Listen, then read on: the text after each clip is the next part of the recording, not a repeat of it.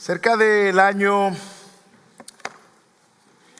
1948, el príncipe Carlos, que hoy es el rey Carlos III, fue bautizado en el Palacio de Buckingham. Imagínense aquel acontecimiento, sobre todo porque su madre, quien era la reina Elizabeth II, dejaba muy claro que ya tenía un heredero al reino. En aquel momento, las publicaciones y las primeras fotografías del bebé real y del aparente heredero al reino circularon en toda Inglaterra, Gran Bretaña. Y uno de los títulos más populares de la familia real y donde estaban todos alrededor del niño, los padres, los abuelos, los familiares, gente cercana alrededor del príncipe mirándolo. Uno de los títulos más trascendentes de la prensa para ese entonces fue el siguiente: todos los ojos puestos en el bebé. Todos los ojos puestos en el bebé. Y eso es justamente lo que sucede en esta época. En esta época del año, todos los ojos están puestos en el acontecimiento más grande que ha acontecido en la historia: el nacimiento de Jesús.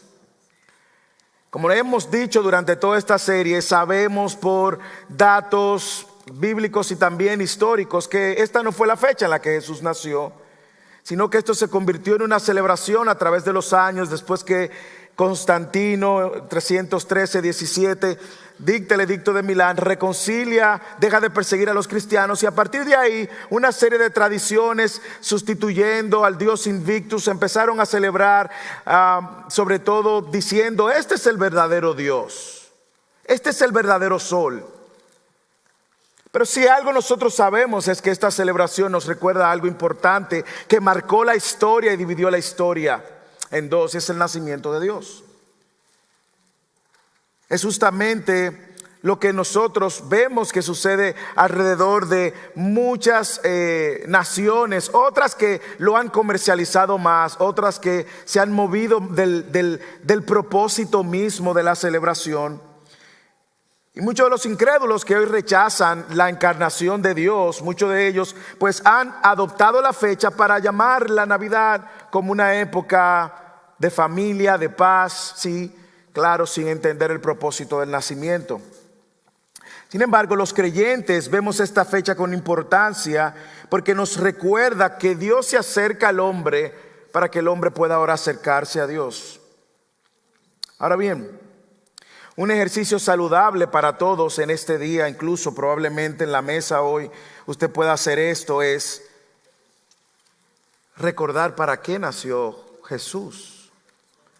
Yo creo que nosotros podemos caer en la tentación y en la corriente de ver la celebración como una mera celebración, entretenernos y distraernos con los regalos, con las cenas, con las reuniones familiares, que son buenas, no digo que no, pero que muchas veces nos quitan el enfoque de la celebración. Para algunos es un fin de semana largo y lo aprovechan para irse a visitar otros familiares o quizás descansar en algunos lugares.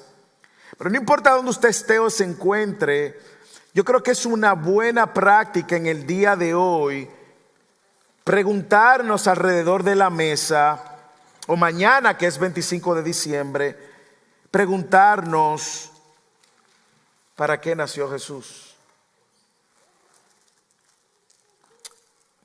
Probablemente alguno de sus hijos le preguntarán esa pregunta: ¿para qué nació Jesús? O probablemente usted tenga una idea general: ¿para qué nació Jesús? Si alguien le preguntara, quizás a alguien que usted invita a cena a su casa esta noche: ¿para qué nació Jesús?, ¿cuál sería la respuesta que usted le diera?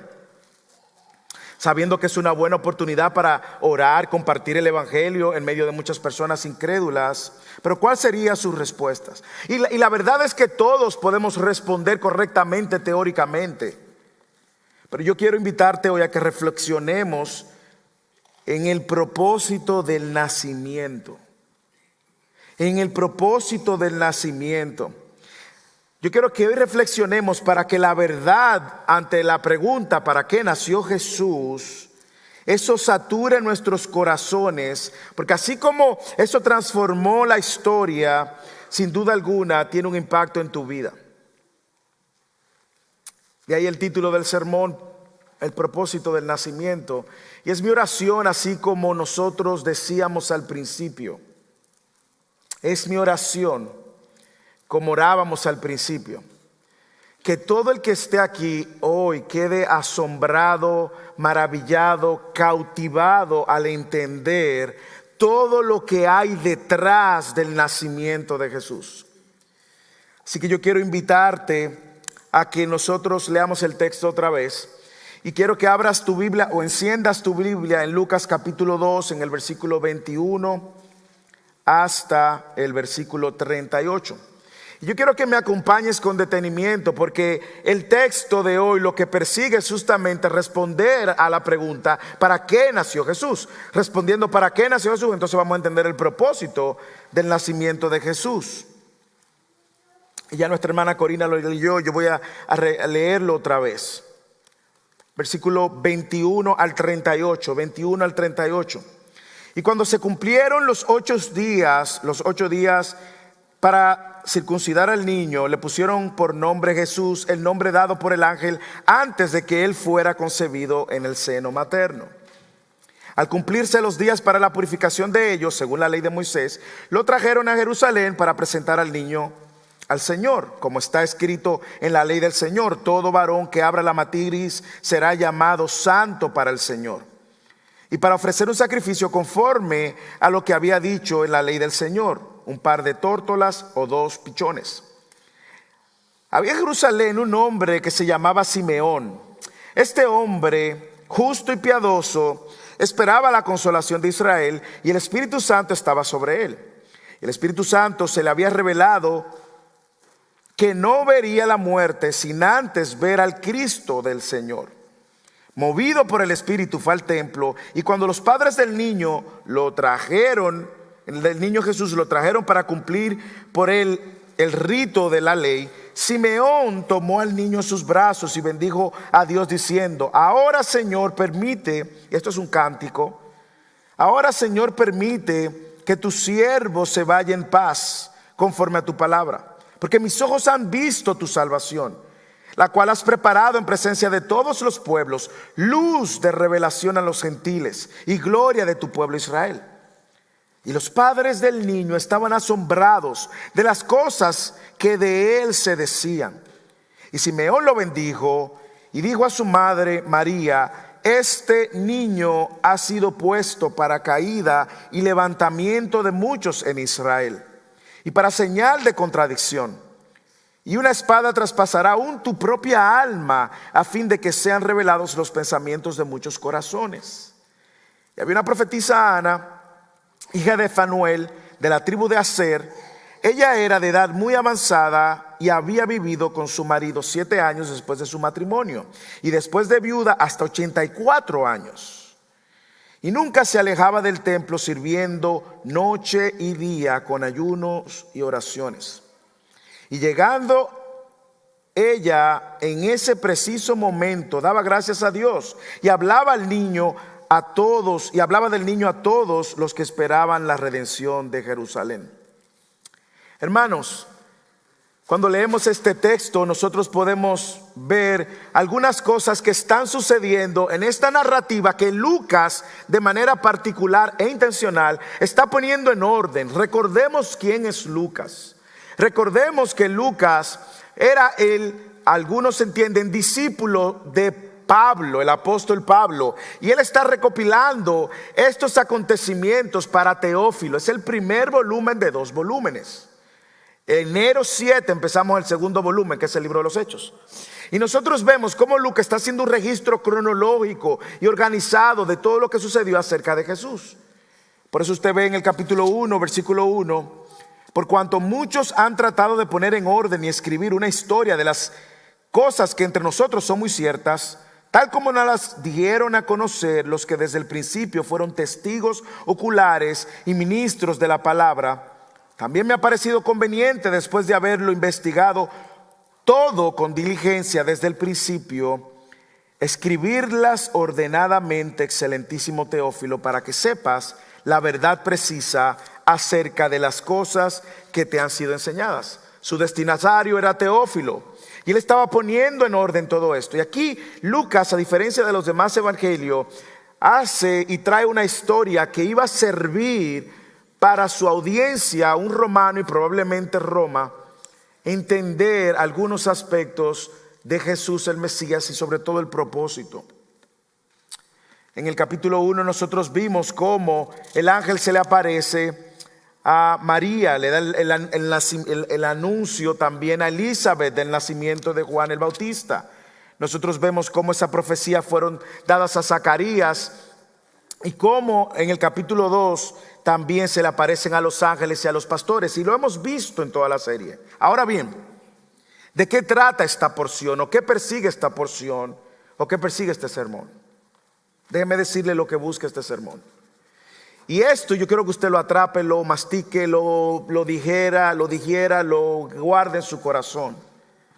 Este sermón busca animarte con todas tus fuerzas, glorificar a Dios con nuestras vidas, ya que la llegada de Jesús el Mesías nos ha traído consuelo, salvación y libertad de nuestros pecados. Lo voy a decir otra vez. Este sermón busca justamente animarnos a que nosotros podamos glorificar a Dios a la luz de que el nacimiento de Jesús el Mesías nos ha traído consuelo, salvación y libertad de nuestros pecados. Y por eso le decía, el título del sermón es el propósito del nacimiento. Y vamos a estar respondiendo a esta pregunta: ¿para qué nació Jesús? Y déjame decirle 4 cosas que vemos en el texto que nos responden esta pregunta. ¿Para qué nació Jesús? Lo primero es que vamos a ver en el versículo 21 al 24 que Él nació para cumplir la ley fielmente. Él nació para cumplir la ley fielmente. Segundo, vamos a ver que también Él nació para traer consuelo a su pueblo. Versículos 25 al 27a. Tercero, vamos a ver que Él nació para traer salvación a las naciones.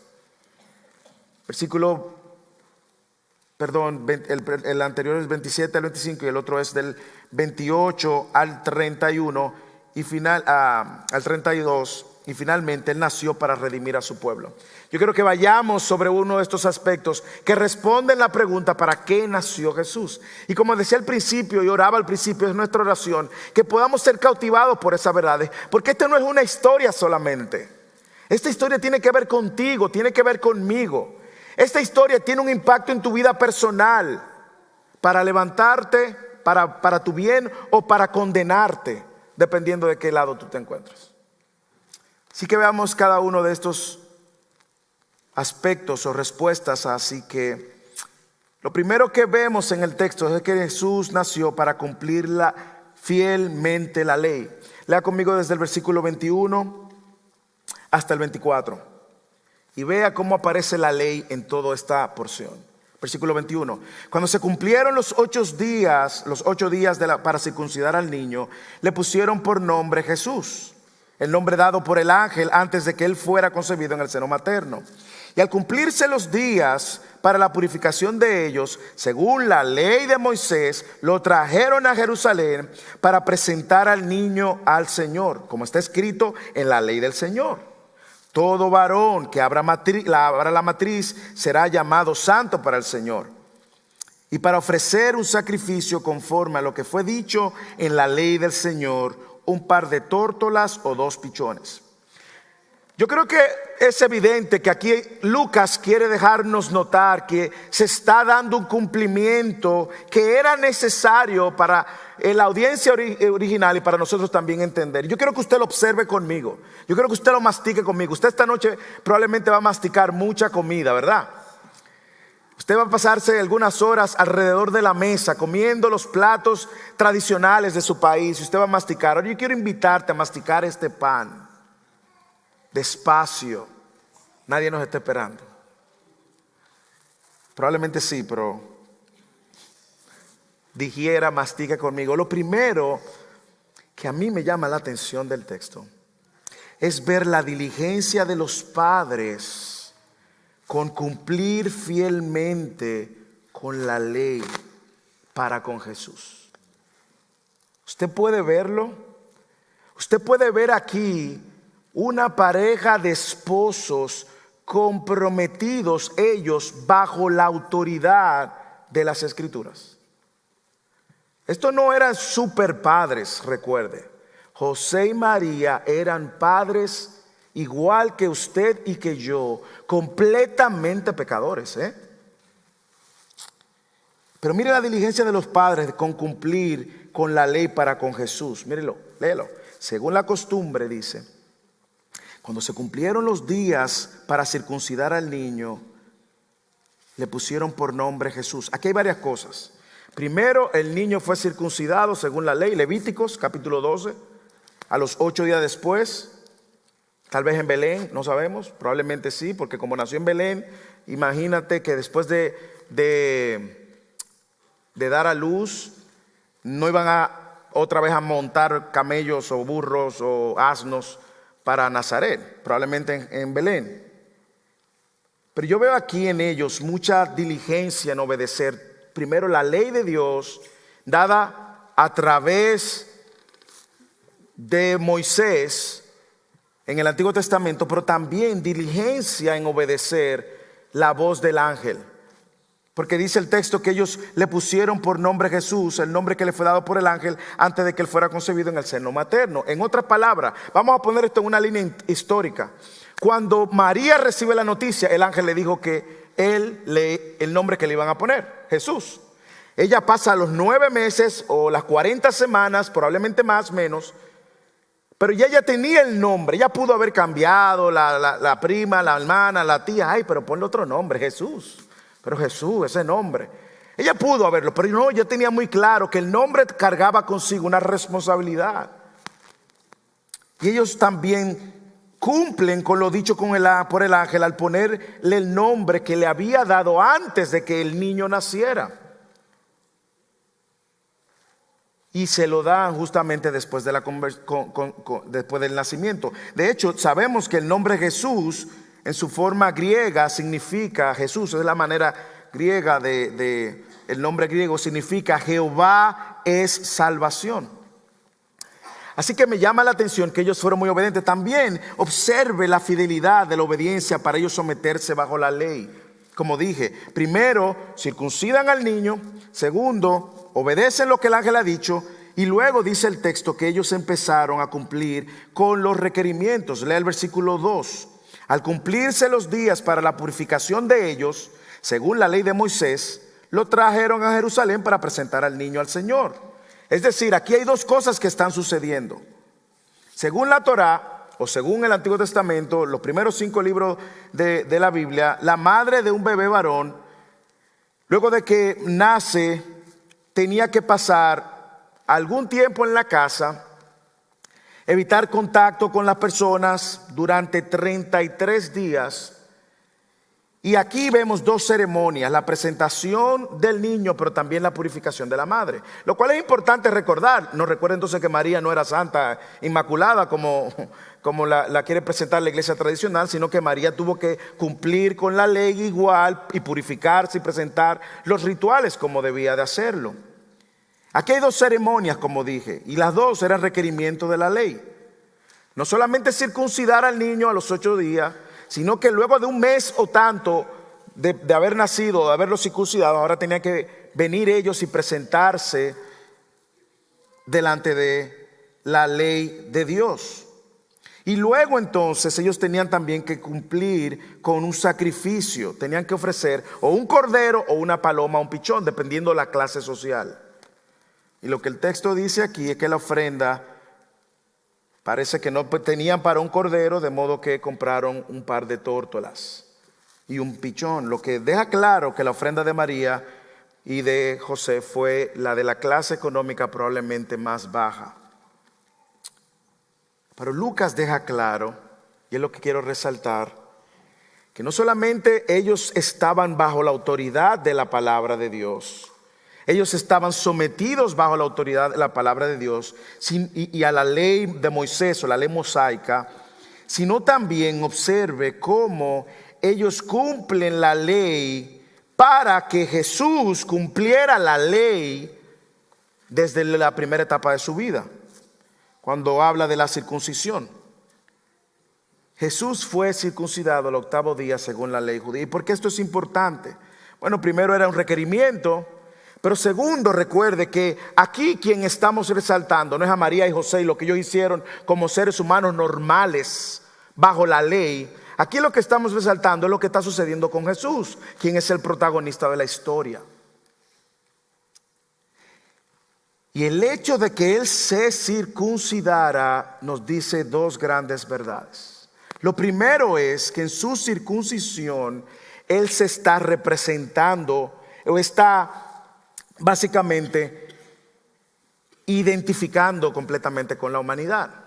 Él vino a cumplir la ley. Él no vino a estar por encima de la ley. Y a semejanza de la humanidad pecadora, aunque Él no pecó, Él se somete a la ley y se circuncida. Como Él tenía 8 días, no podía hacerlo Él mismo. Él no podía llegar con 8 días donde un rabí, hey, circuncídenme. No. Dios usó los medios establecidos y sus padres lo llevaron y cumplen la primera ley que Jesús, después de haber nacido, tenía que cumplir. De hecho, mire cómo Pablo lo entiende en Romanos capítulo 8, versículo 3. Escuche o véalo si está en pantalla. Pues lo que la ley no pudo hacer, ya que era débil por causa de la carne, Dios lo hizo, enviando a su propio Hijo en semejanza de carne, de pecado, y como ofrenda por el pecado, condenó al pecado en la carne. ¿Para qué? Versículo 4. Para que el requisito de la ley, aquí está, se cumpliera en nosotros, que ya no andamos conforme a la carne, sino conforme al Espíritu. En otras palabras, Jesús vino a ser nuestro representante. Y Jesús no falló en ningún aspecto de la ley. Lo segundo que yo veo también, que al cumplirse esto es que hay una determinación de cumplir fielmente la ley. Por eso los padres de Jesús no podían ser cualquiera, no podían ser cualquier padre, no podían ser cualquier madre. Dios escogió 2 personas que amaban al Señor sobre todas las cosas y que de alguna manera estaban sometidos también a la ley, y consecuentemente esto iba a poner delante de ellos la responsabilidad de que el primer mandamiento que un niño debía de cumplir, si era varón, era la circuncisión. Mire cómo Pablo lo dice en Gálatas 4:4.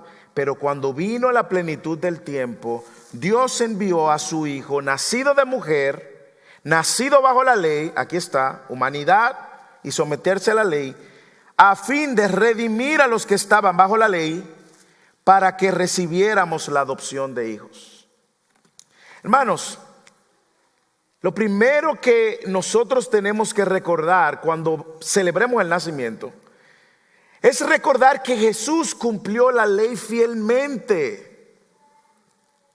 Y eso es una buena noticia para mí. Eso es una buena noticia para usted. Y usted me dirá, ¿cómo me ayuda eso? ¿O cómo me como eso? ¿Cómo mastico esa verdad? Déjeme ponérselo de una manera que usted lo pueda entender como un niño. De hecho, mi hijo Samuel hoy me hizo un comentario y me dijo, papi, pero criar a Jesús fue muy fácil. Y digo yo, todo esto en medio de todo el caos, de la desobediencia, de los pequeñitos y los grandes, ¿verdad? Pero Samuel me dice, mira, criar a Jesús fue fácil. Y digo yo, ¿así? ¿Por qué? Bueno, porque Jesús no desobedeció. Y digo yo, ¿entendió? Déjame enseñarle. Yo quiero que ahora los niños que están aquí me presten atención. ¿Por qué incluso para los niños esto importa? Niños y todos en general, Jesús nunca desobedeció a sus padres. ¿Ok? Vaya entendiendo la implicación de esto. Jesús nunca desobedeció a sus padres. Jesús estuvo no solamente cumpliendo con su vida perfecta todo lo que implicaba obedecer las leyes que Dios había establecido, y una de esas leyes era justamente la obediencia a sus padres. Ahora, yo estoy seguro, 100% seguro, que todo el que está aquí desobedeció a sus padres. Le digo algo. No solo desobedeció a sus padres. Yo estoy seguro que cuando usted entró en la adolescencia, usted siguió desobedeciendo a sus padres y ahora rebelándose contra Dios. Yo estoy seguro de eso. Y déjame decirle, solamente un acto de desobediencia, sea que tú hayas mentido, sea que tú hayas robado, sea que tú tengas envidia, sea que tú tengas celo, sea que te guste engañar, sea que te guste calumniar, sea que te guste robar. Una vez en tu vida que lo hayas hecho, ya eso es suficiente para que toda la ira de Dios caiga sobre ti cuando muera. Una vez. Porque ofendiste a un Dios que es completamente santo, infinitamente santo. Pero Jesús no desobedeció ni aún en su infancia. Porque evidentemente su desobediencia se traduciría en pecado y sabemos que Él no pecó. Por lo tanto, niños, los niños reales y los niños que se creen niños y los adultos que se creen niños, para que entendamos, cada vez que desobedeces, eso debe de recordarte tres cosas. Cada vez que desobedeces, eso debe recordarte primero que tú no puedes cumplir la ley perfectamente de Dios. ¿Ok? Segundo, eso debe recordarte que solo hubo uno que pudo cumplir la ley completamente de Dios. Y tercero, eso debe recordarte que tú necesitas entonces a aquel que obedeció perfectamente en tu lugar para poder un día presentarte delante de Dios como que tú obedeciste perfectamente. Tú debes por eso, cada vez que desobedeces, ver tu incapacidad de llenar el estándar de Dios y correr a los brazos del único que sí cumplió perfectamente. Por eso es que es importante recordar el nacimiento. Porque cuando yo veo el nacimiento y veo que Jesús no solo nació, sino que vivió perfectamente, eso implica en toda su humanidad. Y ahora yo veo mi propia vida y me doy cuenta, pero yo no he obedecido como Jesús. No has obedecido como Jesús, ni ya vas a poder obedecer como Jesús, porque en tu pasado pecaste. Y la única opción, y por eso esto tiene que ver contigo y conmigo, es reconocer que eres incapaz, pero necesitas al que fue capaz, el que se hizo pecado para que usted y yo hoy fuéramos justos. Esa es la buena noticia.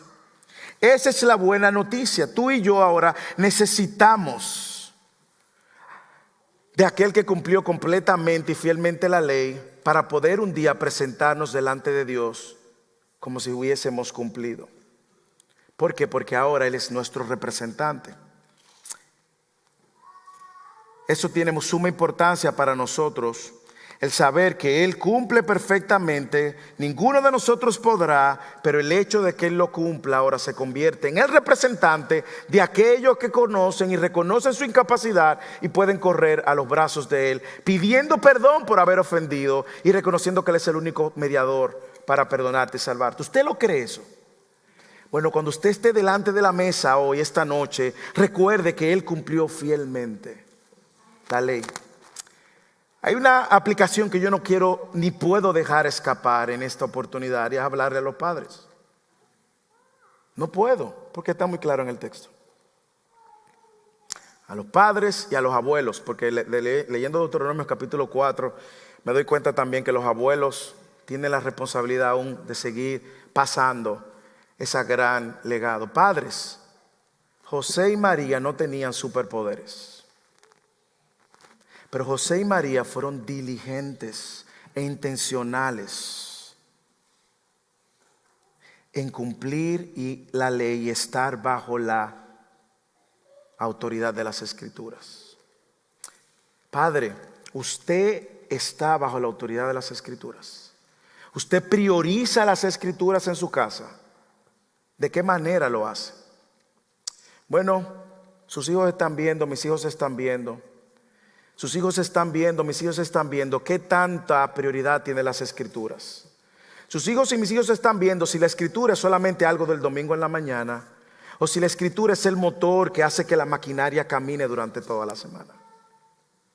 Hermanos, usted y yo no tenemos ni podremos convertir a nuestros hijos al Señor, pero usted y yo sí podemos ser fieles mostrándole el único que ha cumplido toda la ley del Señor. Abuelos, ahora ustedes tienen una segunda oportunidad, como dicen. Igual, con la gran diferencia que ahora ustedes no tienen que poner la disciplina, dicen algunos. Escuchaba a alguien que dijo que si hubiese sabido que era tan bueno tener nietos, tiene a los nietos primero que los hijos. Padres, que este año próximo nosotros podamos mostrar un compromiso primero con nuestras vidas, sometiéndolo a la autoridad de la Escritura, y segundo, que la palabra de Dios esté presente en nuestro hogar. Así que Jesús nació para cumplir la ley fielmente. Segundo, Jesús nació para traer consuelo a su pueblo. Lee el versículo 25 hasta la primera parte del 27.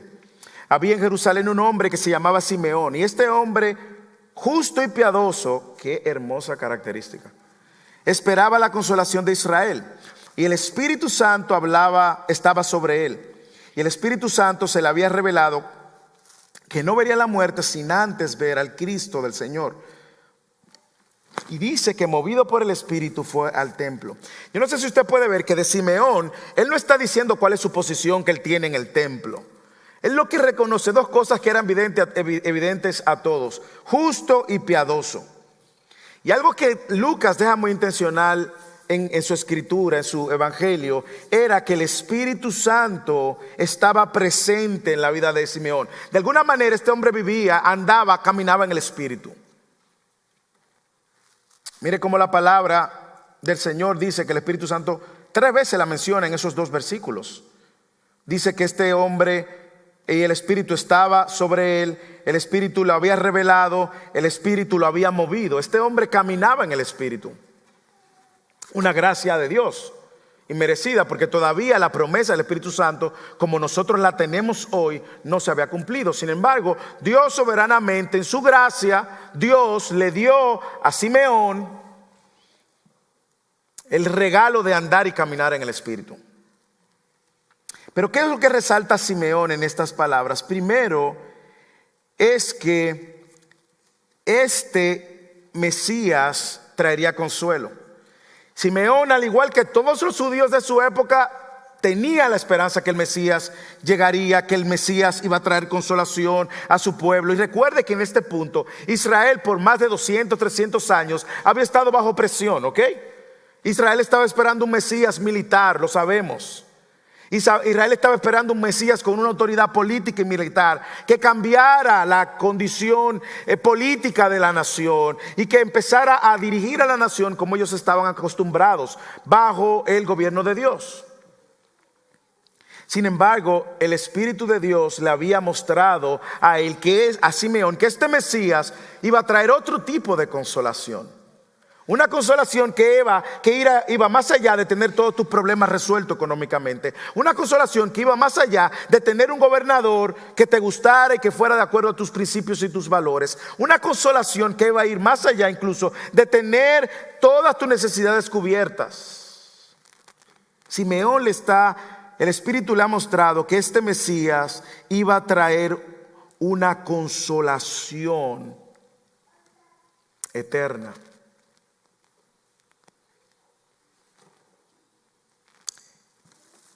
De hecho, Simeón es el primero en recibir consolación. Si usted lee el versículo, como dice que el Espíritu le había revelado que no vería muerte sin antes ver al Cristo el Señor. Ahora vamos a ponernos en los zapatos o en las sandalias de Simeón.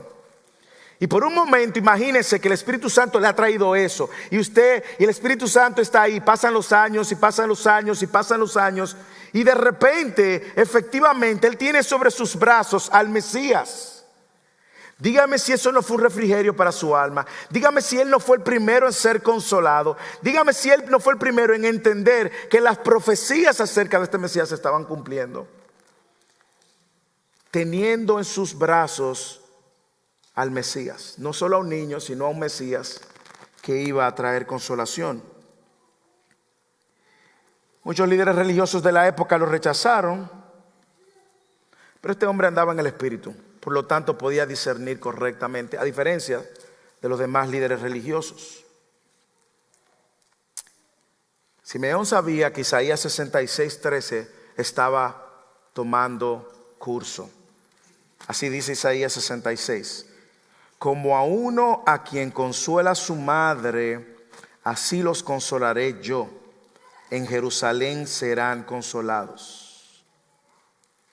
Es impresionante cómo Dios tiene el detalle y el cuidado de darle a este hombre la oportunidad de encontrarse con el Mesías. Él sabía que él no iba a ver la muerte de Cristo 33 años después. Él lo sabía. Pero él y murió y va al cielo porque puso su esperanza en que ese Mesías traería consuelo y salvación. Luego nosotros vemos en el ministerio de Jesús cómo Jesús mismo promete consuelo. Mateo 5:4, bienaventurados los que lloran, pues ellos serán consolados, en el Sermón del Monte. En Juan 15, él promete también que iba a enviar el Consolador. Pero cuando venga el Consolador, a quien yo enviaré del Padre, es decir, el Espíritu de verdad, a quien procede del Padre, él dará testimonio de mí. Y ustedes también darán testimonio porque han estado junto a mí desde el principio. En otras palabras, hermanos, Simeón sabía que Jesús iba a traer un consuelo más allá de un gobierno político. Iba a traer un consuelo al alma. Un consuelo al alma que se iba a traducir en una reconciliación y una paz entre el hombre y Dios. Hermanos, Simeón entendió que Jesús era el consuelo de los pueblos, porque iba a traer liberación a los pueblos. Y en medio de hoy en día, de este tiempo que nos toca vivir hasta que muramos o Cristo venga, nosotros tenemos la misma esperanza y el mismo consuelo. Es probable que usted y yo no vivamos un momento donde políticamente, donde la sociedad esté volcada a Dios. Por eso nuestra esperanza no puede estar puesta ahí.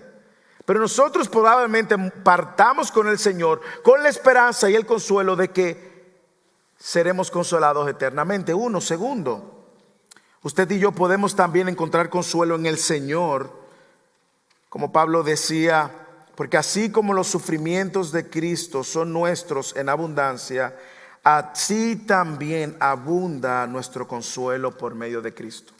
Pablo lo entendió claro. No hay sufrimiento en esta tierra que usted y yo atravesamos que no encuentre consuelo en la persona y en la obra de Cristo. Por lo tanto, si usted de alguna manera está atravesando por algún tipo de circunstancia que está malogrando el alma, la quietud de su alma, recuerde que en la persona y en la obra de Cristo hay consuelo. Recuerde que lo peor que pudo pasar en su vida ha sido resuelto, el problema del pecado. Recuerde que las palabras del Señor son ciertas, ciertísimas. Y cuando usted se reúne en la mesa hoy, recuerde, si usted está en medio de sufrimiento, que Él trajo consuelo. Hermanos, esta verdad nos debe de ayudar y nos debe de mover a saber que el consuelo para mi alma se encuentra en esa persona. El consuelo para mi alma lo voy a encontrar únicamente en esa persona, no en otra persona, no en otro lugar, no en otra acción, no en otro gobierno, en esa persona. Y esto me anima, hermanos. Estoy diciendo con esto que no se vale llorar si usted pierde a un ser querido o si pasa por alguna situación difícil. Se vale llorar, claro que se vale llorar, pero con consuelo. Se vale llorar con consuelo, sabiendo que en la obra y en la persona de Cristo encontramos el consuelo que necesitamos, porque Él nació también para traer consuelo. Así que vemos que el propósito del nacimiento, ¿para qué nació Jesús? Jesús nació para cumplir la ley fielmente, y eso impacta mi vida hoy, porque yo no la voy a poder cumplir, sino que hubo uno que la cumplió. ¿Significa eso que ahora yo no estoy persiguiendo obedecer la ley? Claro que sí. Ahora que soy salvo, yo tengo que perseguir, honrar los estatutos y estar bajo la autoridad del Señor. Si no, sería anti-ley, antinomianismo. No, yo sigo persiguiendo ahora vivir para la gloria del Señor. Segundo, Él nació para traer consuelo a mi pueblo, a su pueblo. Y ahí nos encontramos, y por medio de su Espíritu el Consolador nos ha llegado. Por medio de los sufrimientos de Cristo también hemos recibido el consuelo de Cristo, como decía Pablo. Tercero, Él nació para traer salvación a las naciones. Mira el himno que Él entona, versículo 27b al 35. Y cuando los padres del niño Jesús lo trajeron para cumplir por él el rito de la ley, Simeón tomó al niño en sus brazos y bendijo a Dios diciendo, aquí está el canto: ahora, Señor, permite que tu siervo se vaya en paz, conforme a tu palabra, porque mis ojos han visto tu salvación, la cual has preparado en presencia de todos los pueblos. Hermano, meta el suyo ahí. Meta el pueblo de donde usted es, de allá, de ese rincón que no llega ni el agua, ni la luz llega. Ahí meta ese pueblo. Versículo 31, la cual ha preparado en presencia de todos los pueblos luz de revelación a los gentiles y gloria de tu pueblo Israel. Versículo 33, y los padres del niño estaban asombrados de las cosas que de él se decían. Simeón los bendijo y dijo a su madre María: este niño ha sido puesto para caída y levantamiento de muchos en Israel, y para señal de contradicción, y una espada traspasará aún tu propia alma, a fin de que sean revelados los pensamientos de muchos corazones. Esta exclamación de Simeón cuando recibe a Jesús en sus brazos constituye lo que sería el último himno que Lucas pone en papiro, en papel o en lo que él escribiera. Recuerda el primero, que fue el de María, lo que llamamos el Magnificat, que ahora se canta, que está en Lucas 1 del 46 al 55. Recuerda el segundo himno, que fue el de Zacarías, llamado el Benedictus, en el capítulo 1, versículos 68 al 79. Ahora Simeón levanta su propio himno que le llaman el Nunc Dimittis. Es una doxología, es un cántico donde él presenta y expresa toda su confianza en Dios. Y se le llama así porque ese nombre se deriva del latín Nunc Dimittis servum tuum Domini. Señor, ahora despide a tu siervo. Y es la declaración y la expresión de un siervo confiado. De un siervo confiado en Dios, que ha provisto la salvación para su alma. Ahora, si usted tomara los tres himnos, y quizás es una práctica que usted puede hacer en esta época, los compara los tres, el de María, el de Zacarías y el de Simeón, hay algo en común que tienen los tres. ¿Usted sabe qué es? Todos resaltan a Jesús como el Salvador. El de María en Lucas 46, 1:46 dice: mi alma engrandece al Señor y mi espíritu se regocija en Dios mi Salvador. Zacarías en el capítulo 1 de Lucas, versículos 68 y 69: bendito sea el Señor Dios de Israel, porque nos has visitado y ha traído redención para su pueblo y nos ha levantado un cuerno de salvación. Citando el Antiguo Testamento. Y ahora Simeón dice: permite que tu siervo se vaya en paz, conforme a tu palabra, porque mis ojos han visto tu salvación. Y ese vocabulario que Simeón está utilizando de siervo y salvador es el vocabulario que expresa la liberación de un amo a su esclavo, dándole la salvación que él no merecía. Simeón está listo para morir, porque se encontró con su Salvador. Aunque nosotros hablamos del nacimiento de Jesús, déjeme decirle algo: la muerte de todos en este salón es eminente. Y la única, y yo sé que usted no quiere que le hablen de muerte en un día festivo, pero la única manera de estar preparado, nos enseña Simeón y todas las escrituras, es rindiéndonos al Salvador. Reconociendo que hay un Salvador, reconociendo que yo necesito un Salvador. Mire cómo él dice: mis ojos han visto tu salvación. Simeón está viendo aquí todo lo que Dios ha ordenado para salvarlo a él y salvar a las naciones. Ahora mire cómo él responde ante la verdad de encontrarse con el único Salvador. Hermanos, de la única manera que va a responder una persona que ha sido salva. Aquí hay dos maneras de responder. La manera arrogante: no, yo estoy bien, yo no necesito un Salvador, yo no le hago mal a nadie, yo no robo, yo no hago aquello. Moralismo, moralismo y moralismo. Y así como ver que Jesús cumplió fielmente la ley destruye mi legalismo, ¿ok? Y lo hace cuando yo veo que Jesús nació para cumplir fielmente la ley, me recuerda que yo mate el legalista que hay en mí, que quiere justificarse delante de Dios por sus propias obras. Ahora reconocer que Jesús es el Salvador mata en mí el moralismo que trata ahora de decir: yo no necesito un Salvador. No, usted necesita y yo necesito un Salvador.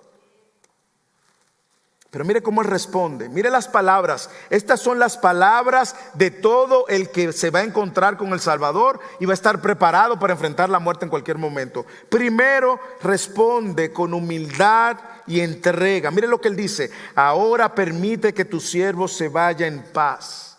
Él está recordando aquí, está reconociendo que había algo irreconciliable y que ahora solo Jesús podía reconciliar. Por eso se puede ir en paz. ¿O usted cree que la paz es ese estado emocional en que usted se siente sin tormento? No, hermanos, esa paz va a ser transitoria en este mundo caído.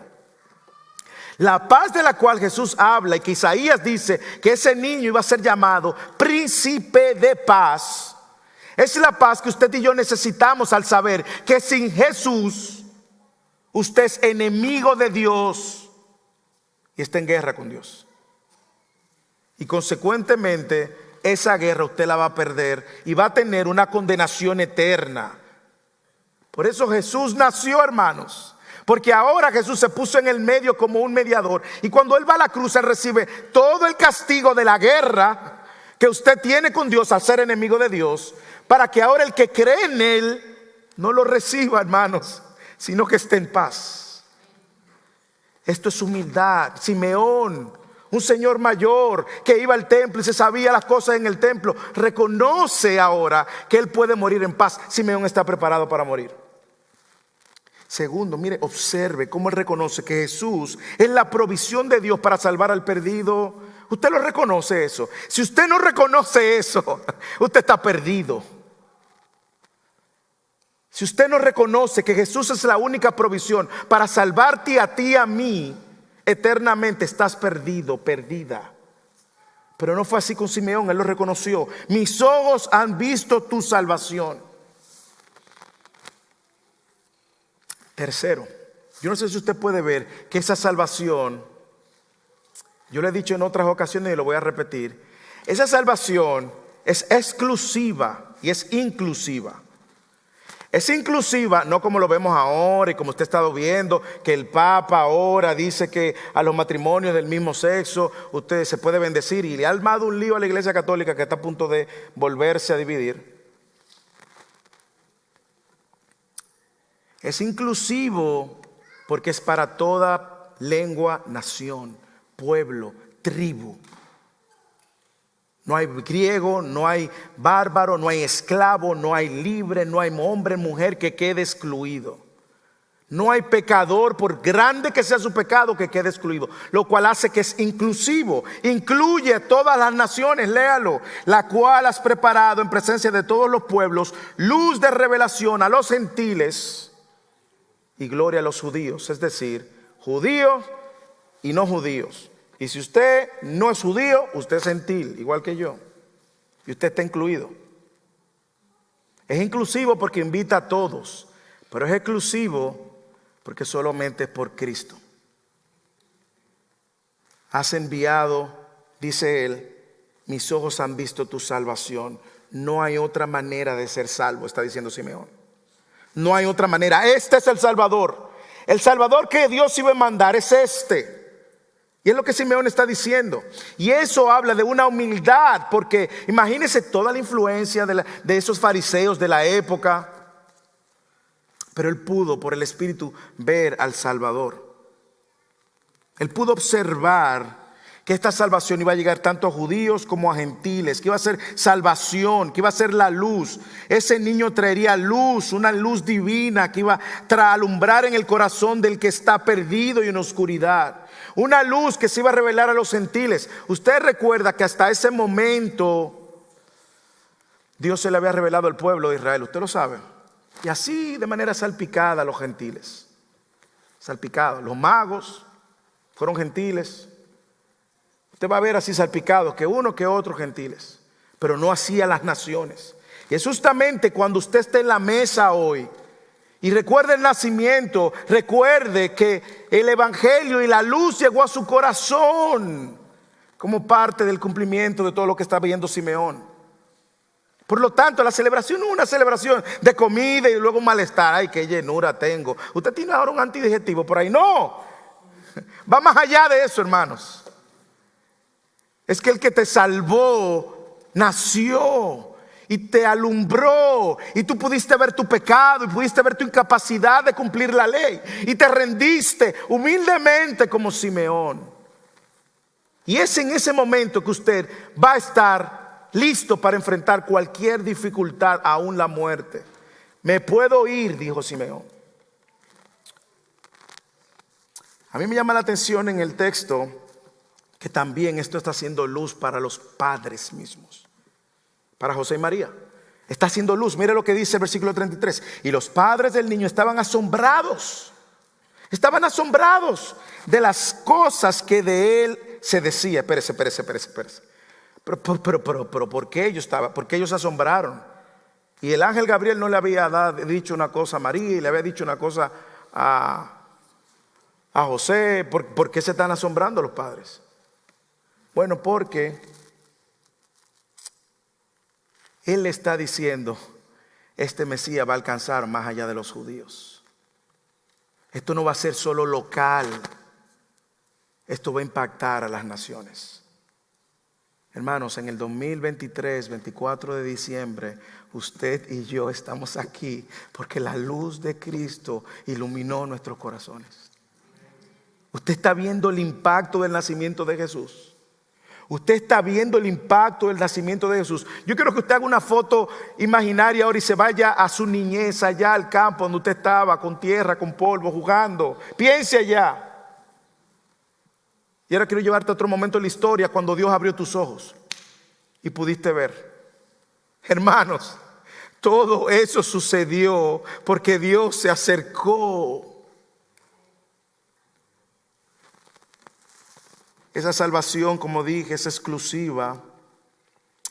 Y por la exclusividad de la salvación, porque no iba a haber otro mediador y otro salvador, esto iba a encontrar oposición, rechazo, incluso iba a causar dolor a su madre. Lea, Simeón los bendijo y dijo a su madre María: este niño ha sido puesto para caída y levantamiento de muchos en Israel. Esa ha sido la verdad. Muchos no han creído, y el que ha creído ha sido levantado. Y para señal de contradicción, y una espada traspasará aún tu propia alma, a fin de que sean revelados los pensamientos de muchos corazones. Simeón le está diciendo a María, lo está preparando desde ya. Lo está preparando para decirle: su vida no va a ser fácil. Y tú sabes que ustedes van a sufrir. Y ustedes saben que él va a ser de contradicción. Él va a encontrar oposición. Dicho y hecho, se cumple al pie de la letra. Y María va a tener que cargar con todo el dolor de el mismo rechazo que Jesús recibió, aún de sus propios hermanos. Usted recuerda, sus hermanos no creían en Jesús, creyeron después, pero no creían en Jesús. Los líderes no creían en Jesús. Él iba a sufrir, y eso traerá sufrimiento a ti, María. Ese sufrimiento no te va a dejar intacta, María. Prepárate. Y esta es la manera de Lucas pintarle a María, o poner delante de María, de Simeón, ponerle delante de María lo que iba a ser el camino del sufrimiento.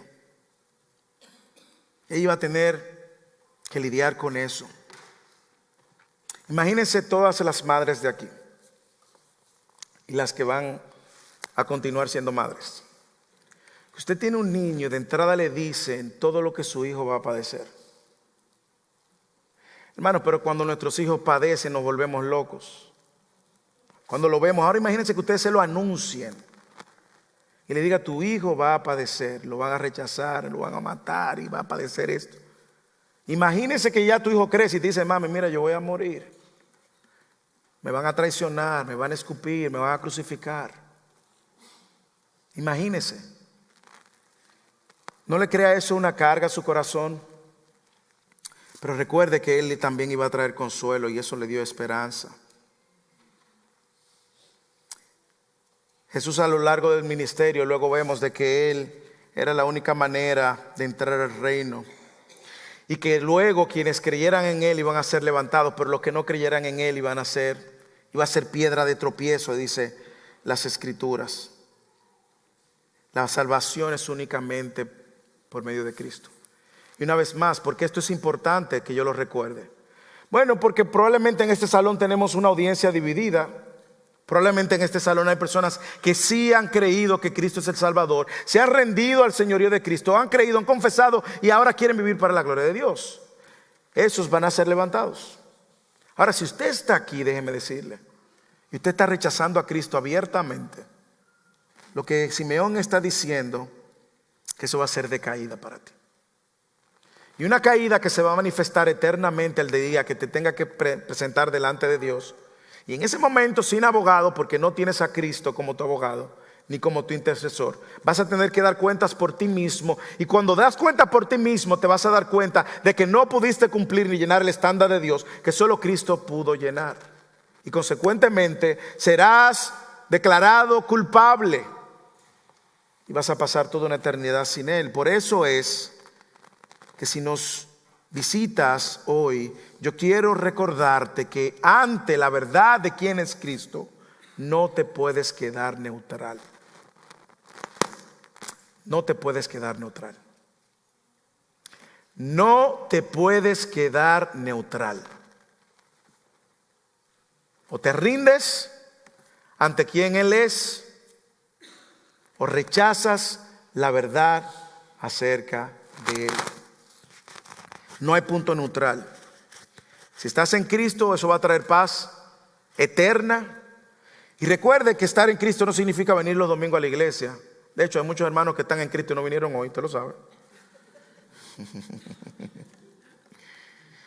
Pero sí, hoy, esta noche, cuando usted se reúne alrededor de la mesa, recuerde que Él vino a traer salvación a su alma. Y que usted puede decir noche de paz a todo pulmón, porque la paz que usted necesitaba tener eternamente con Dios ha sido resuelto.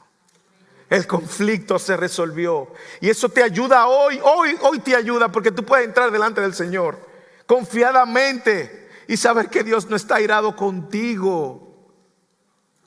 Dios no está airado contigo porque Cristo pagó la ira de Dios que tú merecías. Y eso te acerca continuamente al trono de la gracia, porque ya no hay enemistad entre tú y Dios. Al celebrar el nacimiento, recordemos su salvación. Es lo peor que le puede pasar a un hombre o a una mujer, no tener paz con Dios. Y recuerde que la paz no la determina usted, la determinó Dios. Y la paz con Dios se resuelve por medio del príncipe de paz, Cristo. Hermanos, el nacimiento nos recuerda la salvación. Y finalmente, ¿para qué nació Jesús? Para redimir a su pueblo. Y aquí Lucas nos introduce a otra persona y otra figura importante en el contexto del nacimiento de Jesús. Y es Ana. Y había una profetisa, Ana, hija de Fanuel, de la tribu de Aser. Ella era de edad muy avanzada y había vivido con su marido 7 años después de su matrimonio, y después de viuda hasta los 84 años. Nunca se alejaba del templo. Me encanta. Nunca se alejaba del templo, sirviendo noche y día con ayunos y oraciones. Llegando ella en ese preciso momento que Dios más soberano daba gracias a Dios y hablaba del niño a todos los que esperaban la redención de Jerusalén. ¿No le impresiona la descripción de Ana? ¿No le impresiona? ¿No le impresiona cómo toda esta descripción que Lucas ofrece tiene un propósito, hermanos? Un solo propósito. Y es darle credibilidad a que efectivamente este bebé es el Mesías. Por múltiples razones. Aparentemente ella era una persona de reconocimiento y renombre y la llaman profeta. Y esto se refiere a una mujer que proclama indiscutiblemente declaraciones del nombre de Dios. Y los estudiosos entienden que ese título que se le da a Ana poseía esa capacidad divina de que la gente común no podía ver y que ella sí podía ver, y que por lo tanto pudo reconocer quién era el niño. Pero más que reconocerlo, ella se convierte en la primera proclamadora de la verdad del niño. Léalo. Y hablaba del niño a todos los que esperaban la redención. Se convirtió en un evangelista. Pero mire por qué él hace énfasis a varias cosas. Primero, él hace énfasis a su edad y su devoción. Hija de Fenuel, de la tribu de Aser. Usted sabe que en ese momento la tribu de Aser era una de las tribus en ese momento perdidas en Israel, que se perdió con el exilio. Y que Aser fue una de esas tribus que nunca regresó del cautiverio. Y aquí Lucas está trayendo algo importante para la comunidad que iba a leer esto. Esto no es cualquier persona. Esta también viene del linaje y de las tribus. Y además, Lucas también quiere darle autoridad por su testimonio. Hay quienes entienden que ella duró 7 años casado y 84 después de viuda, son 94, y se casó cerca de 14 años. Hay quienes entienden que ella andaba por cerca de los 100 años. Hay quienes entienden esto, que ella solamente vivió 84 años. Hay quienes entienden que solamente fueron 84 y 7, 94. Bueno, no importa la edad aquí, lo que importa es que era una señora de edad. Y que su edad no era un obstáculo para ella tener una participación activa en el templo. Mire lo que dice. Nunca se alejaba del templo, sirviendo noche y día con ayunos y oraciones. Quiero hablarle a todos los hermanos que pasaron los 55 y que están aquí. Y que creen que después que ya llegaron al trabajo, se bebieron la pastilla de la sociedad que dice retiro. Hermano, mire, no hay retiro en el evangelio. Usted está viendo una señora 100 años, 94, 84, lo que sea, una señora entrada en edad, sirviendo en el templo, orando, buscando la dirección de Dios. Qué gran privilegio. Pero no solamente eso, sino es que justamente por esa disciplina ella se encuentra con el Mesías, se encuentra con el Salvador. Y aquí hay muchas cosas que pudiéramos resaltar por lo que está sucediendo y por lo cual él trae a Simeón y a Ana. Pero una cosa que yo quiero dejar claro, que ella tenía en común con Simeón. Primero, ambos abrazaron la misma esperanza del Mesías. Ana abrazó y hizo la misma declaración: el niño que todos esperaban, la redención de Jerusalén. Simeón dijo: mis ojos han visto su salvación. Tenían esa cosa en común. ¿Qué más tenían en común? Ambos estaban en el templo, hermanos. Se encontraron con Jesús en el templo. Lo cual habla de su devoción al Señor, no a la infraestructura, hermanos, no al edificio, su compromiso con el Señor. Nunca se alejaba del templo y Simeón fue movido por el Espíritu al templo. Esta es una esperanza activa, hermanos. Ellos estaban esperando al Mesías, pero activamente, no sentados. No se quedaban en su casa. Usted ha escuchado gente que dice: no, yo tengo mi relación con Dios, yo no necesito la iglesia. ¡Ey! Tenga cuidado. No, yo voy a esperar que el Señor venga. Como un señor por mi casa en el vecindario que me dijo: yo tengo mi relación con Dios, mi Biblia y yo, y eso es suficiente. Tenga cuidado. Porque aunque sabemos que el templo no son estas 4 paredes, pero sí mostramos un compromiso con el Señor cuando nos congregamos. Ambos también conocieron que esta esperanza venía y había sido recibida por las Escrituras. Simón dijo: ahora permite que tu siervo se vaya en paz conforme a tu palabra. Y Ana decía, hablaba de lo que todos esperaban. ¿De dónde ellos recibieron eso? De la palabra. Pero lo más importante es que los dos dieron testimonio, Jesús siendo un bebé, de que este era el Redentor, el Mesías. Y usted dirá, ¿y por qué esto es importante? Bueno, hermanos, porque al Señor no se le escapan detalles. ¿Cuántos testigos se necesitaban para validar un testimonio? 2. Deuteronomio capítulo 19, 15. Usted necesitaba 2 testimonios. Y aquí se está dando el cumplimiento de que 2 testigos, cuando él era un niño, apenas un bebé, ya estaban afirmando, 2 voces importantes: este es el Mesías. Ahora, ¿usted entiende por qué el pueblo de Israel fue duro de cerviz al rechazar a Jesús? Es que desde la infancia estos ya habían testificado de que efectivamente era el Mesías. Y ya su vida y su testimonio ministerial, afirmando él mismo, cumpliendo todas las profecías, lo afirmaron también. Ahora hay mucho que aprender de la vida de Ana, mucho que aprender. Daba gracias a Dios porque había conocido al Mesías. Y 2, proclamaba las buenas nuevas a todos los que le esperaban. Yo creo que eso a mí en lo personal me ayuda a entender algo. Si yo he entendido que Jesús es el Mesías y el Salvador, yo tengo que vivir en una actitud de agradecimiento y gratitud continuamente. ¿Sí o no? Y segundo, yo tengo que decirle a otros que están perdidos que llegó el Redentor y que lo que nosotros celebramos hoy es la llegada del Redentor, el Mesías. Por lo tanto, hermanos, hoy no pierda la oportunidad.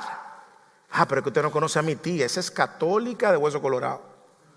Hermanos, por eso es lo que necesita ella. Escuchar que el Salvador cumplió con toda la ley. No, pero es que tú no conocías a mi hijo, él ahora es ateo, agnóstico. Tu hijo está en oscuridad y necesita la luz. Aprovecha hoy alrededor de la mesa y sin temor habla de por qué y para qué nació Jesús. Y ese Jesús, como yo dije, vino justamente primero a cumplir la ley que nadie iba a cumplir. Segundo, él vino a traer consuelo que nadie iba a poder proveer. Tercero, él iba a traer salvación. Y cuarto, él iba a traer redención. Y eso es lo que está diciendo Ana. El Redentor ha llegado. Mire cómo él dice, la redención ha llegado. Y yo sé que la palabra redención nos puede pasar por encima, pero en pocas palabras la palabra redención significa uno que iba a pagar la deuda que usted y yo no podíamos pagar. Él la pagó. Porque cada uno de nuestros pecados es una deuda impagable. Por lo tanto, eso nos hace esclavos a ese pecado. Y solamente si el Redentor nos liberta del pecado, como cantábamos, entonces nosotros vamos a poder ser libres de esa esclavitud y vamos a encontrar la deuda paga, hermanos. Eso es lo que celebramos. Eso es lo que celebramos. Y esas son las buenas noticias. Por eso, como yo decía al principio en la historia del príncipe Carlos, ahora rey Carlos III, en su nacimiento los titulares dijeron: todos los ojos puestos en el bebé. Hoy en el 2023 nosotros decimos: todos los ojos puestos en el Mesías, que vino a traer consuelo, salvación y redención. Hermanos, por eso usted y yo celebramos. Hay gente que debate si debemos celebrar, si no debemos celebrar. Hermano, apague esas bocinas. Nosotros recordamos que hubo uno que hizo lo que yo no podía hacer para que hoy yo pueda tener la relación con Dios que no podía tener. Dígame si eso no es motivo de celebración. Que en esta noche, hermanos, y lo que queda de año, usted reflexione sobre estas verdades. Que su corazón sea cautivado por estas verdades. Que su espíritu sea movido por estas verdades. Y le voy a poner una tarea a todos en este lugar. Hoy, antes de comer o después que coman, traten de dar gracias a Dios. Porque Dios trajo consuelo por medio de su Hijo Cristo, Salvación por medio de su Hijo Cristo y redención por medio de su Hijo Cristo. Que recordemos esta noche que la noche es buena, no por la cena, por los amigos, sino porque Cristo la ha hecho buena.